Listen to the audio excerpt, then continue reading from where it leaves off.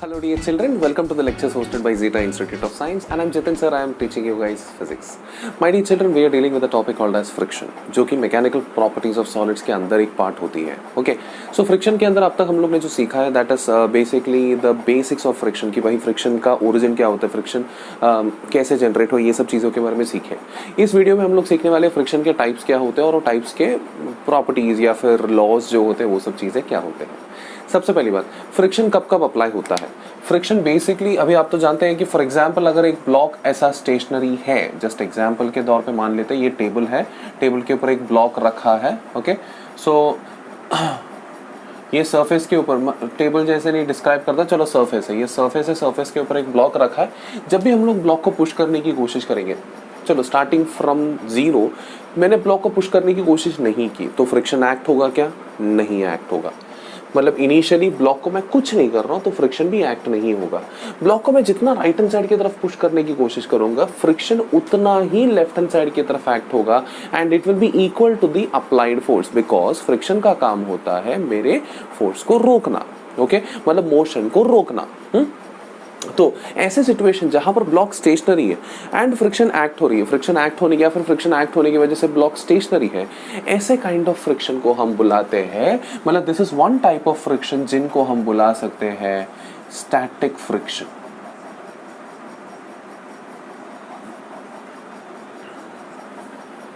Okay, अब ऐसे situations हो सकती हैं जहां पर हम लोग ये जो ब्लॉक है ना, ये ब्लॉक को हम लोगों ने कुछ ज़्यादा ही फोर्स लगा के पुश किया तो क्या हो गया, ब्लॉक मूव होना शुरू हो गया, मतलब स्लाइड होना शुरू हो गया.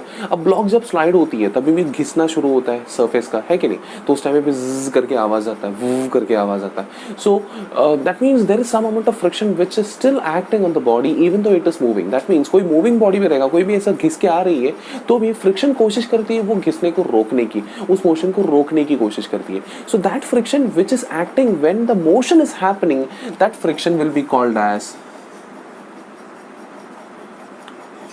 kinetic friction. And finally the third type of friction acts when the body is not sliding, it is neither sliding, it is nor stationary, it is rolling. So कोई बॉडी अगर रोल हो रही है, ball role होके जाता है, क्या होता है उसका मोशन थोड़ा अलग होता है, घिसता नहीं है वो क्या होता है ऐसे स्मूथली निकल के चला जाता है, but still there is some amount of friction जो उसके ऊपर एक्ट होती है. ओके, सो उस फ्रिक्शन को हम लोग बुलाते हैं रोलिंग फ्रिक्शन. ओके, इस पर्टिकुलर फ्रिक्शन को हम लोग बुलाते हैं रोलिंग फ्रिक्शन. अब एक बात दिमाग में रखना, ये स्टैटिक फ्रिक्शन,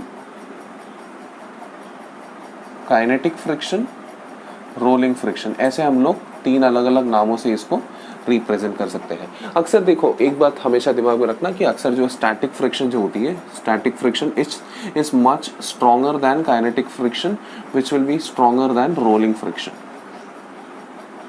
ओके, ये चीज़ हमेशा दिमाग में रखना. ये हम लोग क्यों बोलते हैं, क्योंकि देखो जब ये बॉडी स्टैटिक होती है, बॉडी का आप तो फ्रिक्शन का ओरिजिन जानते हो, मेरे प्रीवियस लेक्चर देखने के बाद ही ये वीडियो देखना, तब जाके आप लोगों को थोड़ा और फ्लो मिलेगा.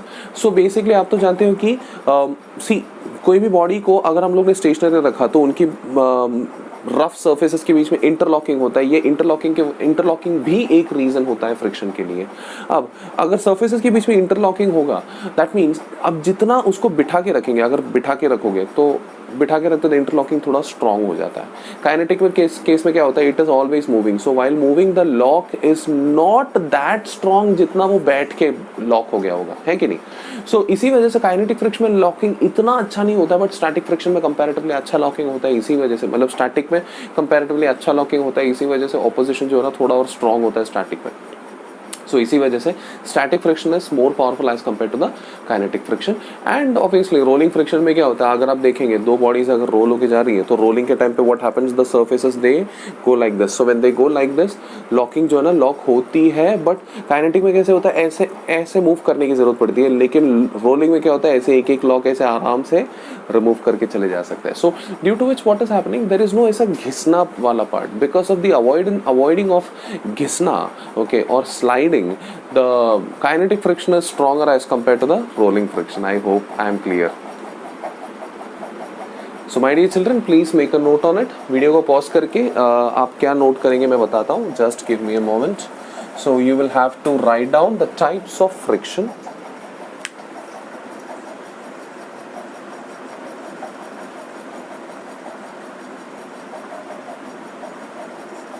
Types of friction, ये तीनों का नाम लिख लीजिए. And static friction is stronger than kinetic friction which will be stronger than rolling friction. ये चीजें लिख लीजिए प्लीज.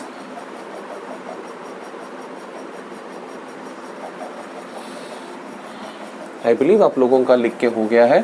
सो नेक्स्ट हम लोग जो डिस्कस करने वाले हैं, एक एक फ्रिक्शन के बारे में थोड़ा डिटेल में डिस्कस करेंगे. How will we discuss? Let's see कैसे डिस्कस करना है इसके बारे में. सो माय डियर चिल्ड्रन, आप तो जानते हो कि तीन टाइप के फ्रिक्शन होते हैं, static friction, kinetic friction and rolling friction, है कि नहीं. तो सबसे पहले मैं आपको बताना चाहता हूं about static friction. Static friction के बारे में बेसिक्स आपको बताना चाहता हूं. सबसे पहला point, this is the friction acting on a body when it is at rest, but trying to move with respect to, WRT stands for with respect to the surface. हाल फिलहाल रेस्ट पर जरूर है, लेकिन वो मूव करने की कोशिश कर रही है with respect to the surface. ऐसे सिचुएशन पे ही ये फ्रिक्शन एक्ट होती है. अब सीधी सी बात है, ये फ्रिक्शन का वैल्यू जो है ना, वो कांस्टेंट नहीं होता, वो हमेशा ही सिंपल सा बनता. फ्रिक्शन का काम क्या है? मोशन को रोकना. अगर मोशन को रोकना है तो बाहर से जितना भी फोर्स अप्लाई आएगा, फ्रिक्शन उतना ही इन रिटर्न देना चाहिए. Okay, so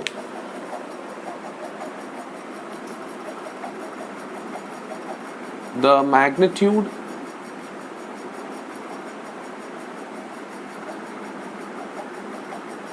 of static friction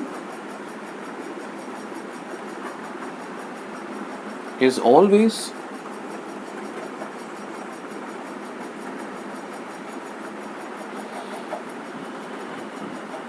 equal to the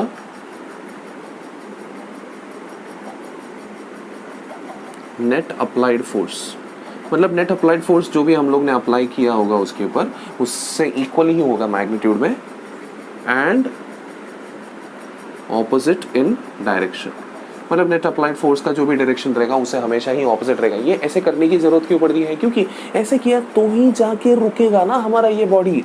that means अगर बॉडी पे आपने जो भी बहुत सारे फोर्सेस अप्लाई किए हैं, मान लीजिए उसका नेट अप्लाइड फोर्स इस तरफ है.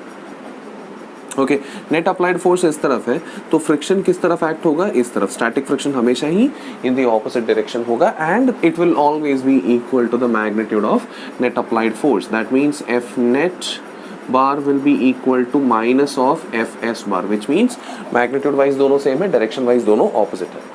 ओके, दैट मीन्स मतलब अपना स्टैटिक फ्रिक्शन का वैल्यू अपने आप को हमेशा ही चेंज करते रहेगी बिटवीन जीरो. कम से कम कितना रहेगा? जीरो. दैट मीन्स आपने नेट फोर्स अगर कुछ भी नहीं दिया तो स्टैटिक फ्रिक्शन का फोर्स भी क्या होगा? जीरो होगा. लेकिन अगर आपने नेट फोर्स दिया, बढ़ाते जाएंगे, जितना आप नेट फोर्स को बढ़ाते जाएंगे स्टैटिक फ्रिक्शन का फोर्स भी उतना ही बढ़ता जाएगा. कहाँ तक बढ़ता जाएगा? एक सर्टेन लिमिट पहुंचने तक. Okay, static friction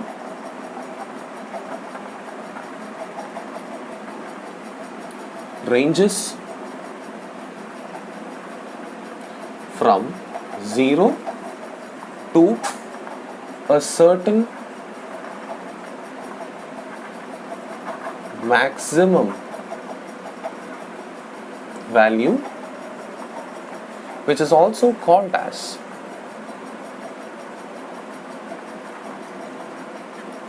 limiting static friction. सो इस चीज को हम लोग लिमिटिंग स्टैटिक फ्रिक्शन भी बोलते हैं. इसको डिनोट करेंगे तो देखो, फ्रिक्शन लाइक स्टैटिक फ्रिक्शन होगा तो एफ एस बोलते हैं ना, तो लिमिटिंग स्टैटिक फ्रिक्शन होगा तो मैं उसको एफ एल करके बुलाऊंगा.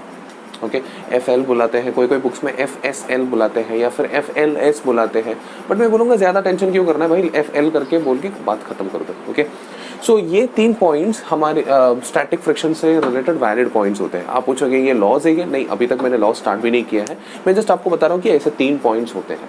ओके, सो पहले आप एक काम कीजिए, स्टैटिक फ्रिक्शन से रिलेटेड ये 3 पॉइंट्स नोट डाउन कीजिए वीडियो को पॉज करके। सो माय डियर चिल्ड्रन, आगे बढ़ते हैं हम लोग।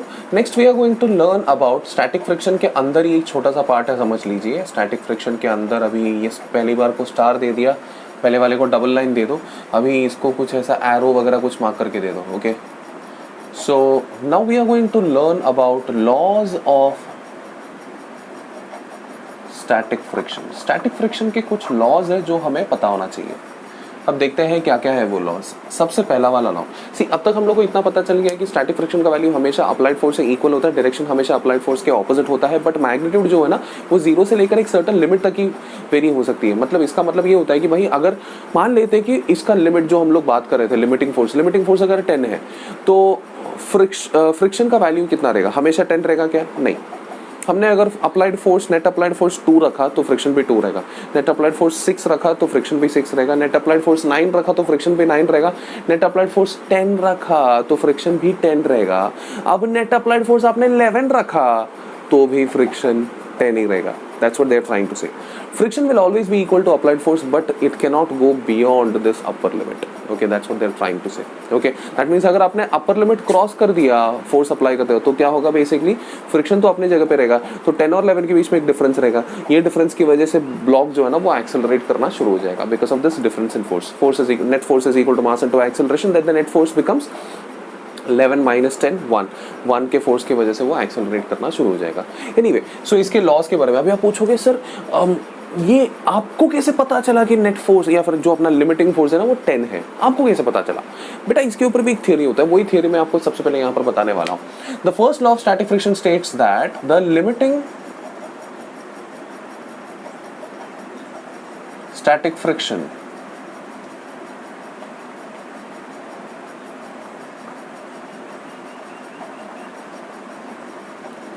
is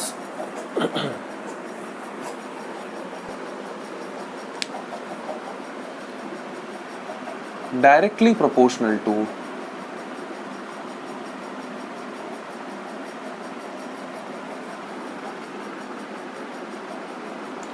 the normal reaction force acting on the body. So भाई हमने अगर एक बॉडी को कहीं पर रखा है तो उसके ऊपर नॉर्मल रिएक्शन फोर्स जितना भी एक्ट होता है उससे डायरेक्टली प्रोपोर्शनल होता है हमारा limiting static friction. That means मान लीजिए आपके सामने एक ब्लॉक ऐसा है, ओके, इसके ऊपर नॉर्मल रिएक्शन फोर्स जितना भी रहेगा, मतलब कुछ तो भी रहेगा ना नीचे से जो अप्लाई हुआ, ओके, उससे डायरेक्टली प्रोपोर्शनल होगा ये हमारा लिमिटिंग स्टैटिक फ्रिक्शन। सो ऐसा सरफेस रहेगा तो this will be the normal reaction force. अगर सरफेस ऐसा रखा है, ब्लॉक ऐसा है, तो नॉर्मल रिएक्शन फोर्स ऐसा आएगा। Okay, so every time the normal reaction force is not going to be vertically upward, ये चीज़ दिमाग में रख लेना। अगर ऐसा वर्टिकली अपवर्ड रहेगा तो obviously there is a possibility कि वो mg से इक्वल हो सकता है, अनलेस एंड अनटिल दूसरा कोई एक्सटर्नल फोर्स एक्ट नहीं हो रही है उसके ऊपर। अगर ऐसा रखेंगे तो mg ऐसे आती है, तो mg को 2 कंपोनेंट्स में रिजॉल्व करना पड़ता है। If this angle is theta then this will be theta, then ये हो जाएगा mg cos theta. So in short मैं ये बता रहा हूँ कि भाई वो डायरेक्टली प्रोपोर्शनल होगा। दैट मीन्स स्टैटिक फ्रिक्शन का लिमिट जो है ना, मैं इसको एक काम करता हूँ L करके बोल देता हूँ, FL is directly proportional to normal reactions. Now since it is directly proportional there should always be a proportionality constant. अब ये प्रोपोर्शनैलिटी कांस्टेंट यहाँ पर जो हम लोग यूज करेंगे that will be mu s multiplied by n, और इसी में से म्यू एस का एक्सप्रेशन हम लोग निकाल सकते हैं। See mu s can be written as FL upon n। So किसी ने अगर पूछा म्यू एस का एक्सप्रेशन क्या है, that is nothing but FL upon n। सो ये म्यू एस को क्या बुलाया जाता है? हम तो इतना जानते हैं कि भाई सर आप बोलेंगे सर प्रोपोर्शनैलिटी कांस्टेंट बुलाएंगे और नहीं तो क्या बुलाएंगे, तो चलो yes it is a proportionality constant, but उस प्रोपोर्शनैलिटी कांस्टेंट को एक नाम है यहाँ पर। अब ये किसके बारे में हम लोग सीख रहे हैं? यहाँ पर स्टैटिक फ्रिक्शन के बारे में सीख रहे हैं। So this will be called as coefficient of static friction. So ये जो आपके सामने दिखाई दे रहा है, it will be called as coefficient of static friction.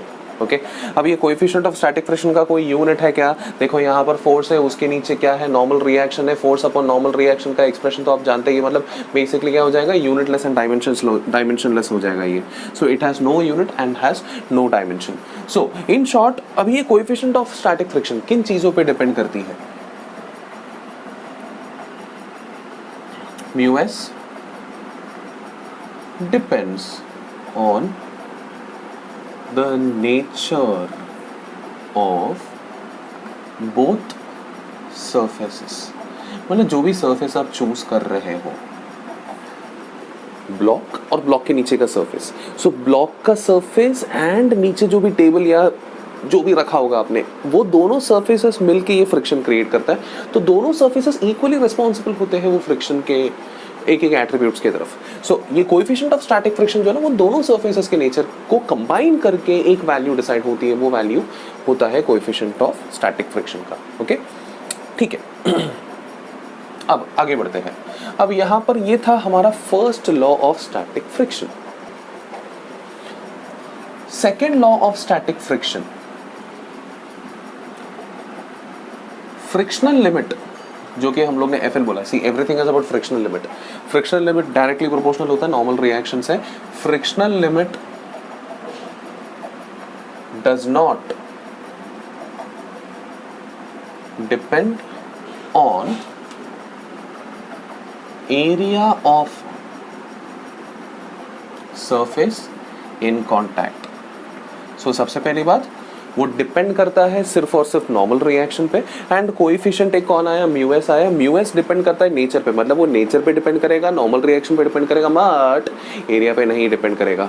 मैंने बोलते बोलते एक और चीज बोला, नॉर्मल रिएक्शन पे डिपेंड करता है करके फर्स्ट लॉ बता रहा था। उसके अलावा फर्स्ट लॉ के अंदर अंदर घुस के एक और चीज पता चलेगी, वो नेचर पे भी डिपेंड करता है। तो ठीक है भाई, थर्ड लॉ में मैं वही बता देता हूं, frictional limit depends on the nature of both surfaces।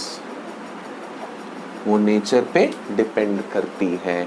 सो ये तीन लॉज होते हैं स्टैटिक फ्रिक्शन के लॉ। सबसे पहला लॉ ये बताता है कि वो नॉर्मल रिएक्शन पे डिपेंड करता है। दूसरा लॉ बताता है कि वो एरिया पे डिपेंड नहीं करता है। तीसरा बताता है कि वो नेचर पे भी डिपेंड करता है। नेचर पे डिपेंड करता है कहाँ से है? वो बेसिकली फर्स्ट लॉ से है, नॉर्मल रिएक्शन पे डिपेंड करता है। तो FL is equal to mu S into N. This expression is extremely important. You guys will have to use it so many times. So I would request you guys to please make sure of memorising this particular formula. क्या ये static friction का whole and sole value है क्या? ना, ये सिर्फ और सिर्फ स्टैटिक फ्रिक्शन का अपर लिमिट है। मतलब 0 से लेकर इस पर्टिकुलर वैल्यू तक हमारा स्टैटिक फ्रिक्शन जा सकता है। Okay, so my dear children, I request you guys to please make a note on this.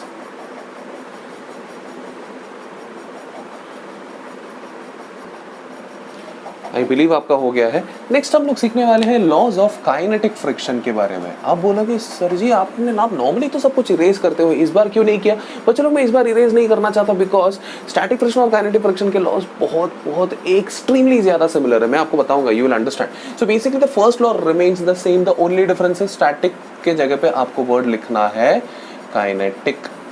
In fact, all three laws remains the same. सिर्फ स्टैटिक की जगह पे काइनेटिक वर्ड यूज करना है। The kinetic friction is directly proportional to the normal force acting on the body।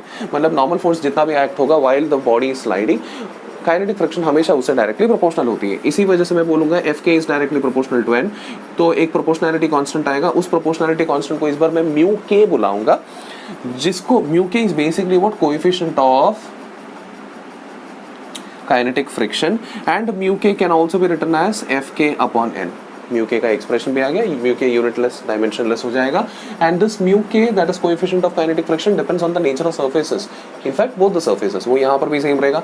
Second point, friction, कौन सा फ्रिक्शन? Kinetic friction does not depend on the area of the surface in contact. Third law, kinetic friction depends on the nature of both the surfaces. So पहले तीनों law same है। Kinetic friction में movement होने की वजह से एक और एक्स्ट्रा पॉइंट आ जाता है काइनेटिक फ्रिक्शन में, दैट इज यहाँ पर हम लोग ने बोला कि भाई काइनेटिक फ्रिक्शन का कोई ऐसा, सी यहाँ पर मैंने ऐसा नहीं बोला है कि काइनेटिक फ्रिक्शन चेंज होती है, काइनेटिक फ्रिक्शन का अपर लिमिट होता है, लोअर लिमिट होता है, नहीं ऐसा कुछ नहीं बोला। वो सिर्फ स्टैटिक में होता है। स्टैटिक का वैल्यू 0 से लेकर FL तक कितना भी कुछ भी हो सकता है, that depends on how much of force are you applying.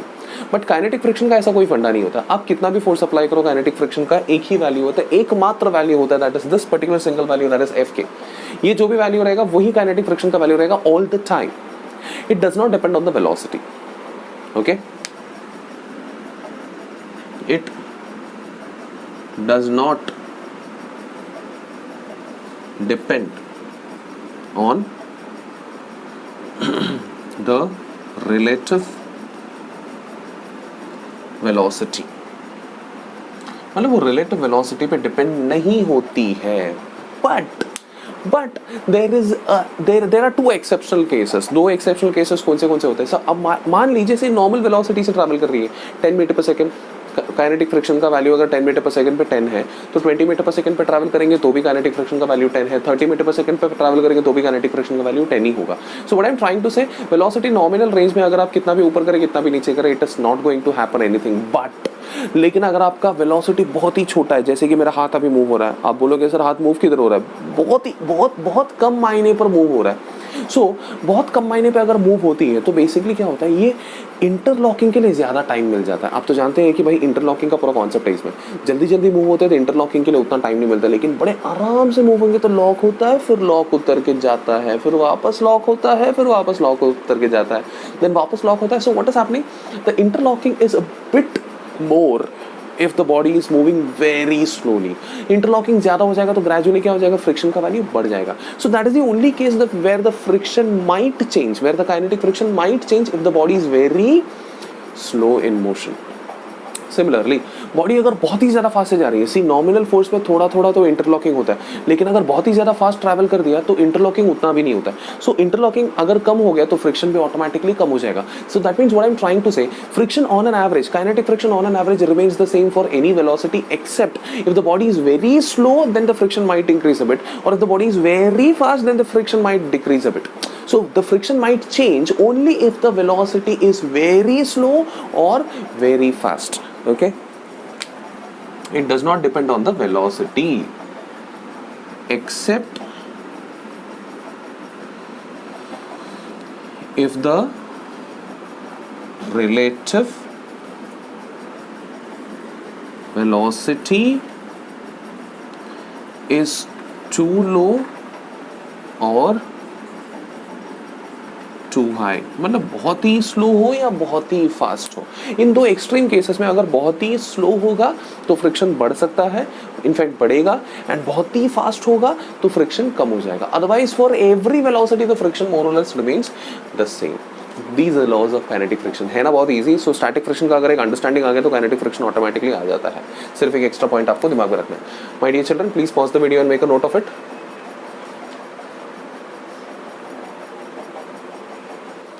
So my dear children, I believe आप लोगों का लिख के हो गया है। प्रोसीडिंग फर्दर, सो इतना तो हम समझ गए। अभी चलो ग्राफिकली हम लोग सीखते हैं कि यहाँ पर हम लोग ने क्या क्या सीखा। ओके, सो मान लेते हैं कि ये जो एक्सेस है, x axis is for applied force and y axis जो होती है वो फ्रिक्शन के लिए, F R stands for friction. Okay, अब फ्रिक्शन, अभी सीधी सी बात है, बॉडी हाल फिलहाल स्टेबल है या फिर स्टेशनरी है, तो अप्लाइड फोर्स अगर जीरो है तो फ्रिक्शन भी जीरो होगा। जैसे मैंने आपको बताया स्टेशनरी है तो स्टैटिक में आता है वो। हम अप्लाइड फोर्स जितना बढ़ाएंगे स्टैटिक फ्रिक्शन के लिए उतना ही स्टैटिक फ्रिक्शन उसका बढ़ जाएगा, है कि नहीं। सो ग्राफ क्या है स्टैटिक फ्रिक्शन के लिए, ग्राफ जो है ना वो कुछ इस तरह आएगा। ये कहाँ तक बढ़ेगा, ये लोग दोनों एग्जैक्टली सेम रहेंगे। कहाँ तक बढ़ेगा, जब तक ये स्टैटिक का लिमिट पहुंच जाता है। अभी स्टैटिक का एक बार लिमिट पहुंच गया, ओके, यहाँ तक क्या था स्टैटिक, मतलब the body was not moving. एक बार लिमिट पहुंच गया तो ऑब्वियसली यहाँ पर भी अप्लाइड फोर्स उससे इक्वल होगा, तब तक तो ऊपर जाएगा।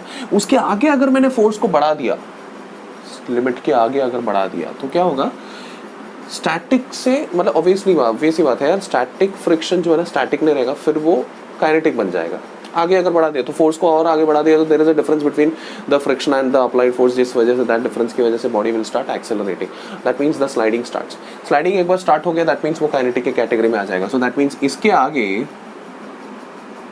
It's kinetic. ओके, अब काइनेटिक है तो सही, लेकिन आप तो जानते हैं कि भाई स्टैटिक फ्रिक्शन कंपैरेटिवली स्ट्रांग होता है क्योंकि उसमें लॉकिंग अच्छा होता है, काइनेटिक फ्रिक्शन कंपैरेटिवली वीक होता है। दैट मींस काइनेटिक में काइनेटिक फ्रिक्शन बन जाएगा once the body starts moving, but that kinetic friction value is not going to be exactly equal to FL। क्या होगा, FL का वैल्यू थोड़ा सा नीचे ड्रॉप होगा, फिर वो कांस्टेंट रहेगा। काइनेटिक फ्रिक्शन का वैल्यू कांस्टेंट जरूर रहेगा, but it will be a bit less than static frictions upper limit. So static friction के अपर लिमिट से थोड़ा नीचे रहेगा हमारा काइनेटिक फ्रिक्शन FK, जिसको हम बुलाते हैं। तो अप्लाइड फोर्स जितना हम लोग बढ़ाएंगे, काइनेटिक फ्रिक्शन में कुछ फर्क नहीं पड़ने वाला, वो kinetic friction as it is maintain रहने वाला है। So this is the graphical representation between the connection between static friction and kinetic friction. So I request you guys to please pause the screen and note it down. So my dear children, I believe ये video में जो मैंने आपको सिखाई आपको clear हो गया होगा। मैंने आपको सिखाया स्टैटिक फ्रिक्शन क्या होता है, काइनेटिक फ्रिक्शन क्या होता है, रोलिंग फ्रिक्शन के बारे में बताया, बट उसके बारे में इन डिटेल गया नहीं क्योंकि रोलिंग फ्रिक्शन के लॉज वगैरह जो है ना हमारे सिलेबस में नहीं है। रोलिंग फ्रिक्शन से रिलेटेड कुछ और चीज़ें हैं, उसके लिए मैं स्पेशल वीडियो बनाने वाला हूँ रोलिंग से रिलेटेड डिस्कस करने के लिए। इस वीडियो में मैं सिर्फ और सिर्फ स्टैटिक और काइनेटिक पे स्टिक करूँगा क्योंकि वो हमारे सिलेबस में एक सर्टन पैटर्न फॉलो करती है स्टैटिक एंड काइनेटिक, इसी वजह से वो पैटर्न फॉलो करते हुए मैंने आपको बताया है। आई बिलीव ये वीडियो फ्रूटफुल था आप लोगों के लिए। मिलते हैं नेक्स्ट वीडियो में with a new content. This is Jitin sir, teaching for Zeta institute of science. Bye bye, take care.